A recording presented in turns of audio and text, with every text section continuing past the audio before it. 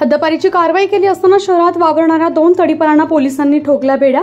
हद्दपारीची कारवाई केली असतानाही शहरात वावरणाऱ्या 2 तडीपारांना पोलिसांनी बेड्या ठोकल्यात। जुने नाशिक परिसरातील वेगवेगळ्या भागात सोमवार दिनांक 10 रोजी ही कारवाई करण्यात आली आहे। या प्रकरणी भद्रकाली पोलीस ठाण्यात गुन्हा दाखल करण्यात आलाय।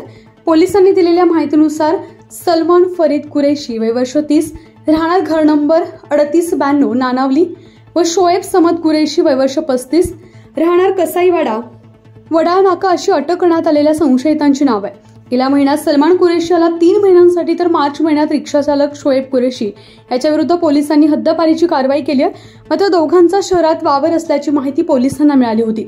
पोलिसांनी त्यांच्या मागावर असताना सोमवार दिनांक 10 सलमान कुरेशी द्वारका परिसरातील चिराग ट्रॅव्हल या समोर तर शोएब कुरेशी आपल्या घरात मिळून आलाय। दोघांविरुद्ध हद्दपार आदेशाचा भंग व महाराष्ट्र पोलीस कायद्यान्वये गुन्हा दाखल करण्यात आले। याबाबत अंमलदार दयानंद सोनवणे व पोलीस नाईक अविनाश जुंद्रे यांनी फिर्याद दिली आहे। अधिक तपास हवालदार जाधव करत आहेत। लोकमान्य न्यूज साठी संचालक लक्ष्मीकांत शिंदे, नाशिक।